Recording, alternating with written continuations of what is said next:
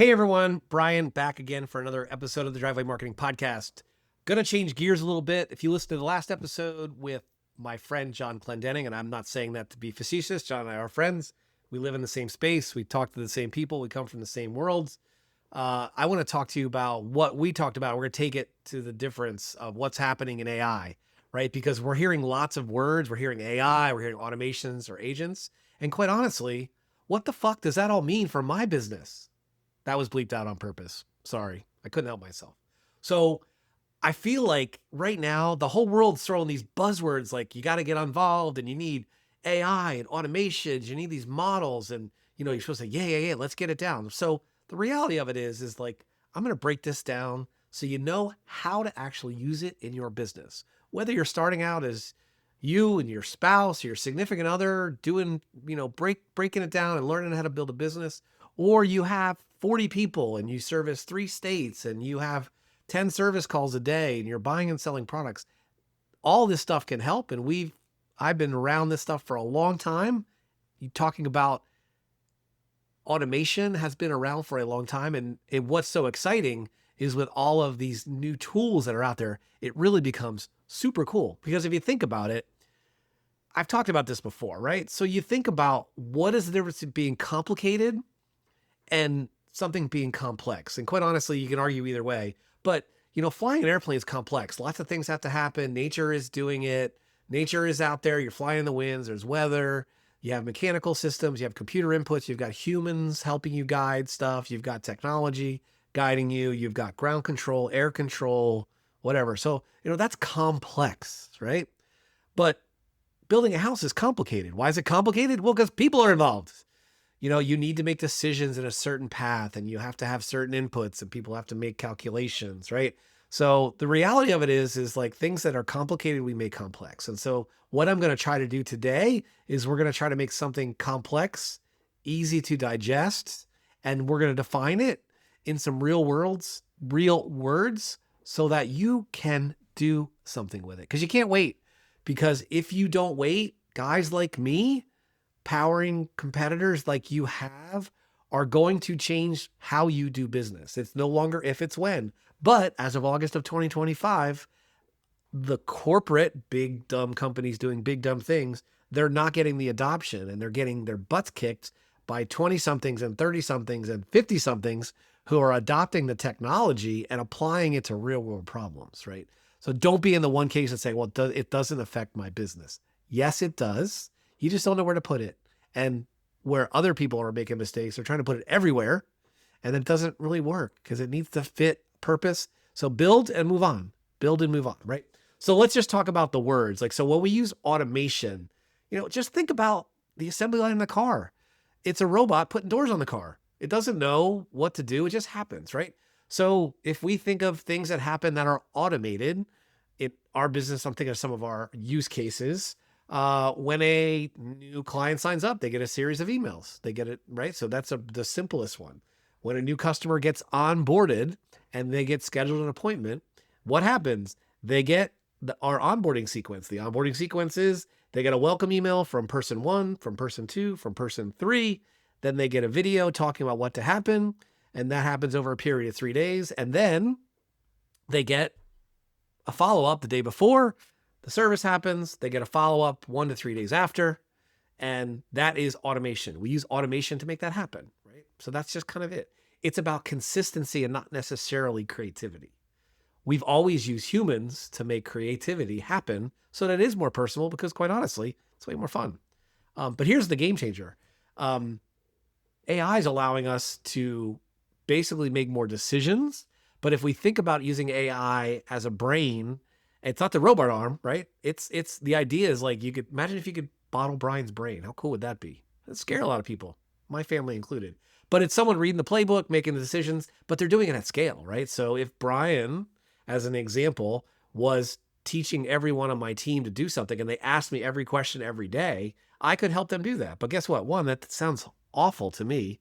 And 2, I probably can't keep up. So now with these AI models, they can help you do that. They can help make decisions. If this person says this, then respond with something like that, right? So you can create these messages that are behavior-based, You can decide who gets a phone call, who gets an email, right? So if it's someone, you can read the tone of an email. And if the email says that this person sounds mad, then you can route it to a more senior person who can do something with it. Another example of an automation is, sending an email out for a customer sat survey and they don't respond. And 3 days later, someone calls them and says, "Hey, we know you had some people doing service or doing a job last week. We didn't hear back. We'd love to hear from you." Why do we do that in 2 channels? Because we get 30% better results all the time. Doesn't matter which 2 channels they are. We seem to find that electronic and human seems to work the best, but postcards and emails work, emails and phone calls work, postcards and phone calls work, postcards and emails work. But if you have at least 2, and if you have 3, you're going to get 50% better results on what you're doing. We can't do that without automation and without AI because it changes it. Now, here's what's super cool. So if you think of like AI, I get to borrow someone's brain, I'm looking at a quote I saw this morning. It's like AI is like a digital an intern who's smart, kind of weird, but they really make good recommendations because they always, if given enough inputs, can make the right recommendation. That's kind of how AI is kind of about it. And so that's kind of what AI is about. So think about AI as being your decision-making or decision maker engine or your brain, right? In case of most of you that are listening to this, you're the decision maker. So you're the AI. So, I created a tool for my team and, we joke at it. What would Bryan say? Because I've given it and I've trained it of what I'm about, what my values are, how I want you to respond, how to deal with conflict, how to deal with objections, how to write, how to respond to writing, how often should we do stuff, right? So all that stuff is incredibly important. All right. So now we're going to shift gears and talk about the language models. You guys have heard the language models. You may not have, but you've heard of something called ChatGPT. And whoever was the person who created the name ChatGPT was incredibly bright. Here's why. Do you know what GPT means? Drum roll, please. It's a general purpose technology. Think of like fire is a general purpose technology. Steam was a general purpose technology. Gasoline and the combustion engine were a general purpose technology. Electricity is a general purpose technology. Computers, the internet, right? So now it's a chat. You can talk to it in a natural language. And this is super cool. I can talk to a language model. I can talk to ChatGPT and I can use my voice and I can get it to give me responses. Now, what most of you are probably doing is just asking plain old ChatGPT and it's just basically scraped the internet. But when you create it in your voice and it knows your products and services and knows all the other stuff, man, that's a game changer. And I'll have more about that in a later episode. But why it matters? Because it can write like you if you train it right. If you're not using it to create your emails and your newsletters and your marketing stuff, it's incredibly effective. Even the 20-year-old person who's got the nose rings and the tattoos and the whatever stuff who says they can't get a job, they can do the same work as a, yuppie buttoned up guy who's been writing or gal who's been writing for 30 years because they're using your voice, right? That's where it gets amazing. And then you get into something called agents, and kind of the last bit is you think of them as like your 24/7 sales resources, right? So if you've ever had a really good chatbot experience, and those are far and few between, but if you have a good one, it feels like you're talking to a person because they've been trained right. Because they look like real people, they sound like real people, and if they're backed by people who knows what they're doing, they keep them aligned and they check what's happening. So we call it, this idea of a power of a link network, right? Strategic outreach that feels warm, that feels referral based, that isn't cold because it's highly targeted.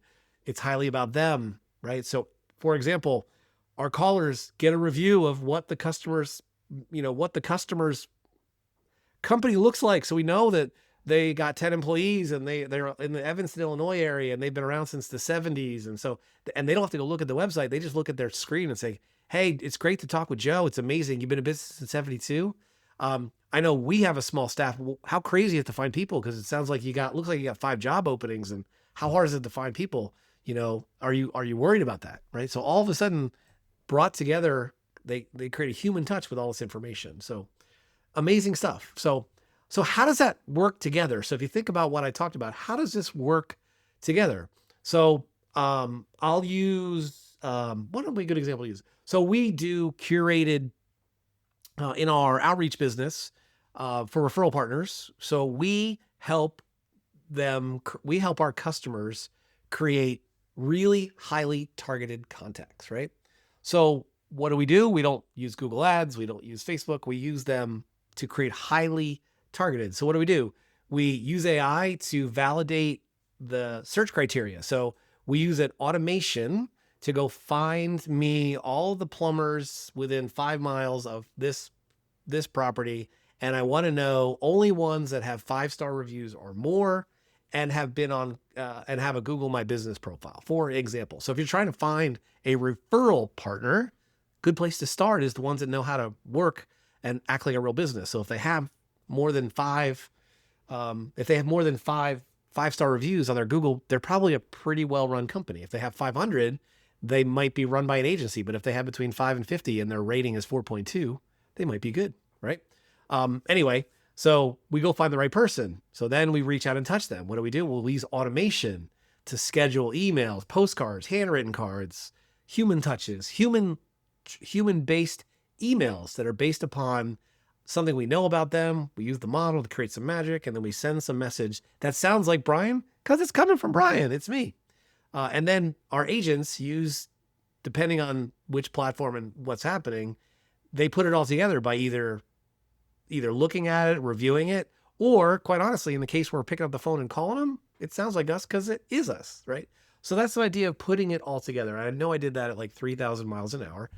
I will leave you a link in the podcast description where I can give you an outline of how we do it. And this is the first time we've talked in quite a while about what we're doing and why it matters for people that are pulling into their driveways, customers' driveways to get their business.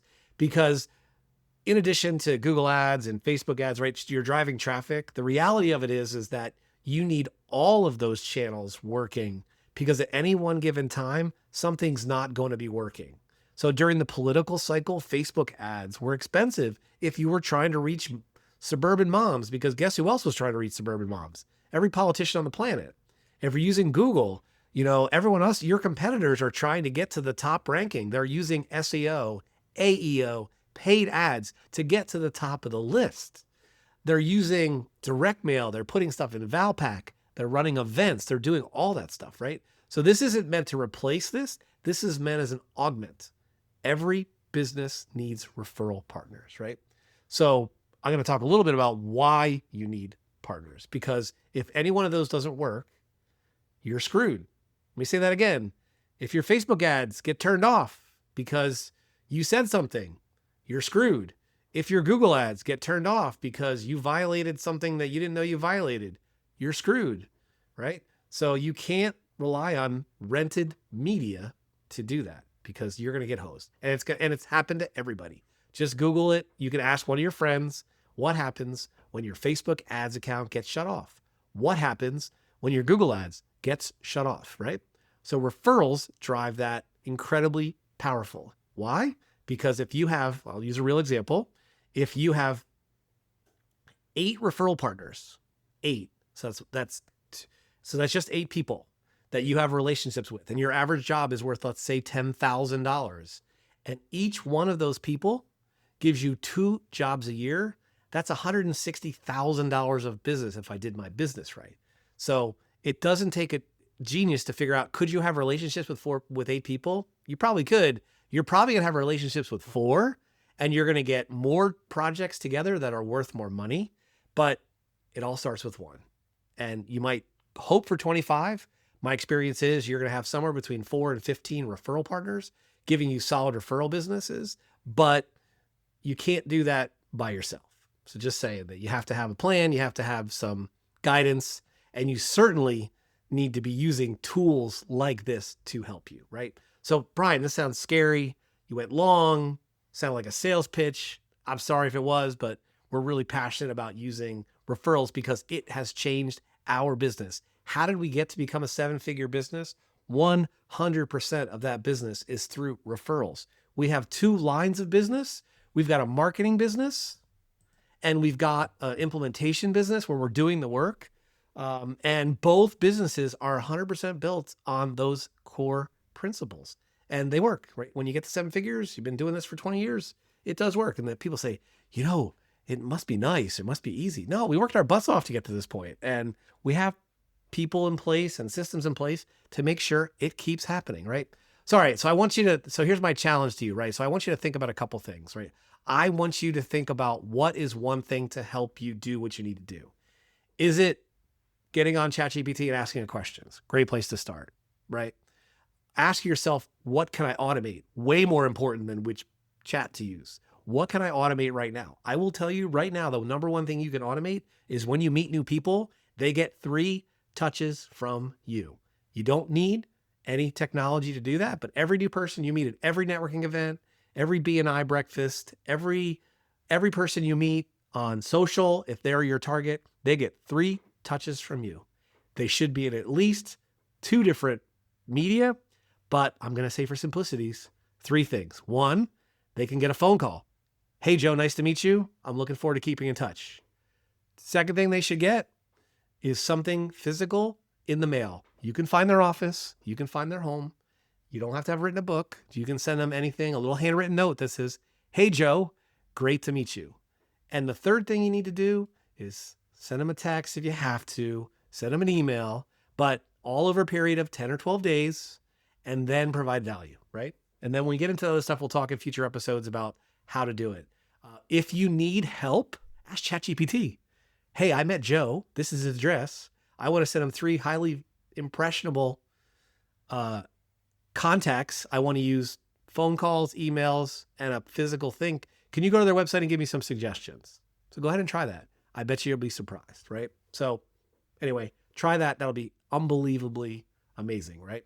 So, and then future episodes, we'll talk about how to write better, how to do other stuff better. But if you have it help you do that one thing, it's a great start. Just remember, you don't have to become a tech expert. You just need to have a plan. So if you think about this idea of like this magical game plan Bryan has, I've been doing this for a long time, right? We've been using this in our business. We've been using automations for my business for as long as I can remember. We've been using decision engines long as I can remember, right?